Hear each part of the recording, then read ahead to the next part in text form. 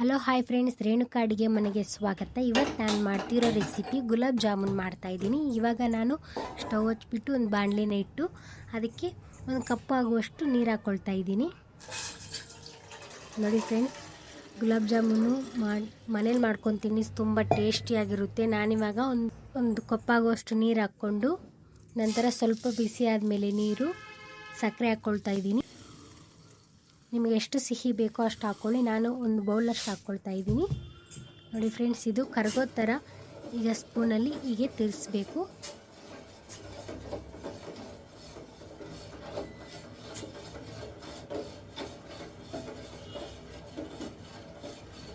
ನಂತರ ಏಲಕ್ಕಿ ಹಾಕ್ತಾ ಇದ್ದೀನಿ. ಇದು ಹಾಕ್ಕೊಂಡ್ರೆ ಟೇಸ್ಟ್ ಚೆನ್ನಾಗಿರುತ್ತೆ, ಗಮ್ ಅಂತ ಇರುತ್ತೆ ಫ್ರೆಂಡ್ಸ್. ತಿನ್ನಲಿಕ್ಕೆ ಮಾತ್ರ ಸೂಪರ್ ಆಗಿರುತ್ತೆ. ನಾನಿವಾಗ ಇದು ಕರಗೋ ಥರ ಮಿಕ್ಸ್ ಮಾಡ್ಕೊಂಡಿದ್ದೀನಿ. ಇದು ಕುದಿ ಬರಬೇಕು, ಒಂದು 5 ನಿಮಿಷ ಬಿಡೋಣ. ನೋಡಿ ಫ್ರೆಂಡ್ಸ್, ಈ ಥರ ಕುದಿ ಬಂದಿದೆ. ಇದು ರೆಡಿಯಾಗಿದೆ ಫ್ರೆಂಡ್ಸ್ ಪಾಕ. ಇದು ಸೈಡಿಗೆ ಎತ್ತಿಟ್ಕೊಂಡು ನಾನಿವಾಗ ಗುಲಾಬ್ ಜಾಮೂನ್ ಪ್ಯಾಕೆಟ್ ತೊಗೊಂಡಿದ್ದೀನಿ.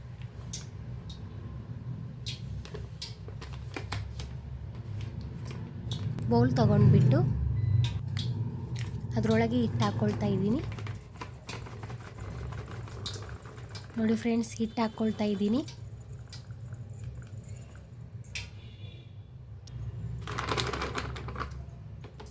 ಹಿಟ್ಟು ಎಲ್ಲ ಹಾಕ್ಕೊಳ್ತಾ ಇದ್ದೀನಿ. ಹಿಟ್ಟು ಹಾಕ್ಕೊಂಡ ನಂತರ ನೀರು ಹಾಕ್ಕೊಳ್ಬೋದು, ಇಲ್ಲಾಂದರೆ ಮನೆಯಲ್ಲಿ ಹಾಲಿದ್ರೆ ಹಾಲು ಹಾಕ್ಕೊಬೋದು. ನಾನು ಹಾಲು ಹಾಕ್ಕೊಂಡು ಹಿಟ್ಟು ಕಲಿಸ್ಕೊತಾ ಇದ್ದೀನಿ. ನೋಡಿ ಫ್ರೆಂಡ್ಸ್, ಸ್ವಲ್ಪ ಹಾಕ್ಕೊಂಡು ನೀರು ಹಿಟ್ಟು ಚೆನ್ನಾಗಿ ಕಲಿಸ್ಕೋಬೇಕು. ಹಾಲು ಹಾಕ್ಕೊಂಡ್ರೆ ತುಂಬ ಟೇಸ್ಟಿಯಾಗಿರುತ್ತಾ ಅಂಥೇಳಿ ಹಾಲು ಹಾಕ್ಕೊಳ್ತಾ ಇದ್ದೀನಿ. ಚೂರು ಚೂರು ಹಾಕ್ಕೊಂಡು ಕಲಿಸ್ಕೋಬೇಕು.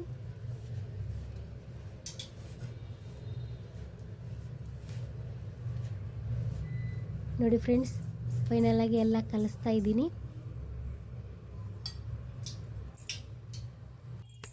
ತೆಳುವು ಇರಬಾರ್ದು, ಗಟ್ಟಿ ಇರಬಾರ್ದು, ಒಂದು ಮೀಡಿಯಮ್ ಸೈಜ್ ಇರಬೇಕು. ಆ ಥರ ಹಿಟ್ಟು ಕಲಿಸ್ಕೊತಾ ಇದ್ದೀನಿ.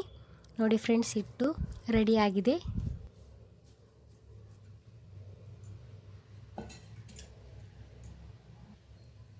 ಇವಾಗ ಹಿಟ್ಟು ರೆಡಿ ಆದಮೇಲೆ ಚಿಕ್ಕದಾಗಿ ಉಂಡೆಗಳು ಮಾಡ್ಕೊಳ್ಳೋಣ. ಹಿಟ್ಟು ತಗೊಂಡ್ಬಿಟ್ಟು ಸಣ್ಣದಾಗಿ ಉಂಡೆ ಮಾಡ್ತಾಯಿದ್ದೀನಿ. ಮನೆಯಲ್ಲಿ ತುಂಬ ಚೆನ್ನಾಗಿರುತ್ತೆ, ಟ್ರೈ ಮಾಡಿ ಒಂದ್ಸರಿ.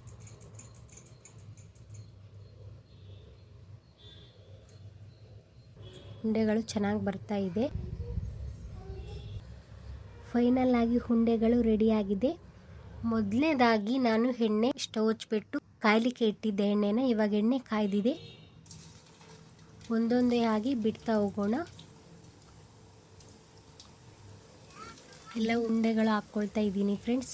ನೋಡಿ ಫ್ರೆಂಡ್ಸ್, ಎಲ್ಲ ಉಂಡೆಗಳು ಹಾಕ್ಕೊಂಡ ನಂತರ ಇದು ಕಲರ್ ಚೆನ್ನಾಗಿ ಬರಬೇಕು, ಆ ಥರ ಫ್ರೈ ಮಾಡ್ಕೊಳ್ಳೋ ಉಂಡೆಗಳು. ನೋಡಿ ಫ್ರೆಂಡ್ಸ್, ಫೈನಲ್ ಆಗಿ ಎಲ್ಲ ಉಂಡೆಗಳು ಹಾಕಿದ್ದಾಯಿತು. ನಂತರ ಉಂಡೆಗಳು ಈ ಥರ ಕಲರ್ ಬರಬೇಕು. ಹಸಿ ವಾಸನೆ ಇದ್ದರೆ ಸ್ವಲ್ಪ ಹಸಿ ಇದ್ದರೆ ಚೆನ್ನಾಗಿ ಬರಲ್ಲ, ಅದಕ್ಕೆ ಹೇಳಿ ಈ ಥರ ಫ್ರೈ ಮಾಡ್ಕೊಳ್ತಾ ಇದ್ದೀನಿ. ಎಣ್ಣೆನೂ ಜಾಸ್ತಿ ಕುಡಿಯಲ್ಲ ಉಂಡೆಗಳು. ಉಂಡೆಗಳು ರೆಡಿಯಾಗಿದೆ. ಇವಾಗ ಒಂದೊಂದಾಗಿ ತಗೊಳ್ತಾ ಇದ್ದೀನಿ ಒಂದು ಪ್ಲೇಟ್ಗೆ.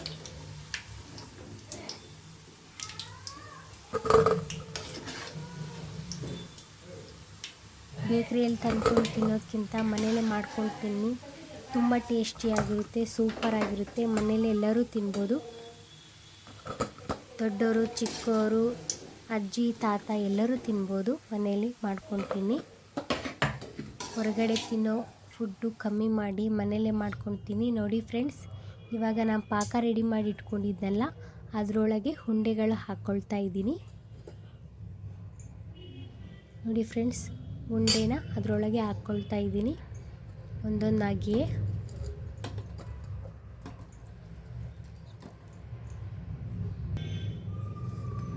ನೋಡಿ ಫ್ರೆಂಡ್ಸ್, ಒಂದು 5 ನಿಮಿಷ ನೆನಲಿಕ್ಕೆ ಇಡೋಣ. ನೆಂದರೆ ತಿನ್ನೋಕ್ಕೆ ಸೂಪರಾಗಿರುತ್ತೆ. ಅದಕ್ಕೆ ಅದ್ರ ಉಂಡೆ ಅಂಟ್ಕೋಬೇಕು ಪಾಕ, ಆ ಥರ ಒಂದು 5 ನಿಮಿಷ ಪ್ಲೇಟ್ ಮುಚ್ಚಿಬಿಟ್ಟು ಒಂದು 5 ನಿಮಿಷ ಬಿಡಿ. ನಂತರ ತೆಗೆದುಬಿಟ್ಟು ಪ್ಲೇಟ್ನ ನೋಡಿ ಫ್ರೆಂಡ್ಸ್, ವಾವ್ ಎಷ್ಟು ಚೆನ್ನಾಗಿ ಬಂದಿದೆ ಗುಲಾಬ್ ಜಾಮೂನ್. ನೀವು ಮನೇಲಿ ಒಂದು ಸರಿ ಟ್ರೈ ಮಾಡಿ ನಾನು ಮಾಡಿರೋ ಗುಲಾಬ್ ಜಾಮೂನ್ ಹೇಗೆ ಬಂದಿದೆ, ನೀವು ಮಾಡಿರೋ ಗುಲಾಬ್ ಜಾಮೂನ್ ಹೇಗೆ ಬಂದಿದೆ ಕಮೆಂಟ್ ಬಾಕ್ಸಲ್ಲಿ ತಿಳಿಸಿ. ನಾನಿವಾಗ ಟೇಸ್ಟ್ ನೋಡ್ತಾ ಇದ್ದೀನಿ. ನೋಡಿ ಫ್ರೆಂಡ್ಸ್, ಗುಲಾಬ್ ಜಾಮೂನ್ ರೆಡಿ ಆಗಿದೆ. ಇವಾಗ ಟೇಸ್ಟ್ ನೋಡೋಣ. ವಾವ್, ಸೂಪರ್ ಆಗಿದೆ ಫ್ರೆಂಡ್ಸ್. ನೀವು ಮನೇಲಿ ಒಂದ್ಸರಿ ಟ್ರೈ ಮಾಡಿ ಕಮೆಂಟ್ ಬಾಕ್ಸಲ್ಲಿ ಹೇಗಿದೆ ಅಂತ ತಿಳಿಸಿ. ಎಲ್ಲರಿಗೂ ಬಾಯ್ ಬಾಯ್.